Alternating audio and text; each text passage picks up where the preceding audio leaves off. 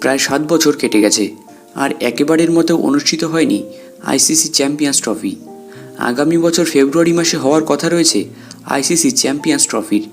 তবে পাকিস্তানে ওই টুর্নামেন্টটা নিয়ে পরিস্থিতি আরও জটিল হয়েছে। পাকিস্তানে গিয়ে খেলতে একেবারেই নারাজ ভারতীয় ক্রিকেট টিম। 2008 সালের পর আর পাকিস্তানে যায়নি ভারত।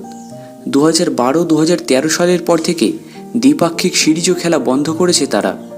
আইসিসি বা এশিয়ান ক্রিকেট কাউন্সিলের টুর্নামেন্টেই ভারত পাকিস্তান ম্যাচ দেখা গেলেও সিরিজ খেলার বন্ধ হওয়ায় প্রায় 12 বছর কেটে গেছে যে সিরিজ হয়নি এই দুটো দেশের মধ্যে। যদিও গত বছর এশিয়া কাপও আয়োজন করেছিল পাকিস্তান, কিন্তু ভারত পাকিস্তানে খেলতে যায়নি, ফলে হাইব্রিড মডেলে খেলা হয়েছিল সেই টুর্নামেন্ট।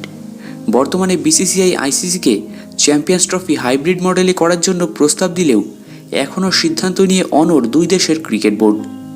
আরব আমিরাত কিংবা শ্রীলঙ্কায় ভারতের খেলতে আপত্তি নেই, তা জানিয়ে দিয়েছে বিসিসিআই।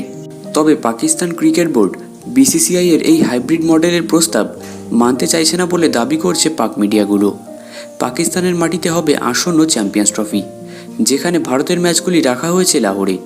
আর যদি কোনো কারণবশত ভারত পাকিস্তানে গিয়ে খেলতে না চায়, তাহলে তাদের ছাড়াই কিন্তু অনুষ্ঠিত হবে আইসিসি চ্যাম্পিয়ন্স ট্রফিটি। সেই জায়গায় সুযোগ পাবে 2023 ওয়ানডে বিশ্বকাপের পয়েন্টস টেবিলে 9 নম্বরে থাকা শ্রীলঙ্কা।